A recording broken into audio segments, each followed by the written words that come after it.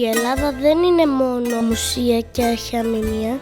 Η Ελλάδα είναι μια πολύ όμορφη χώρα με πολλά ενδιαφέροντα πράγματα. Πολλοί ξένοι έρχονται κάθε χρόνο να τη δουν. Η Ελλάδα διακρίνεται και στον τομέα της γαστρονομίας. Η Ελλάδα έχει πολύ ωραία φαγητά, όπως ο μουσακάς και το σουβλάκι.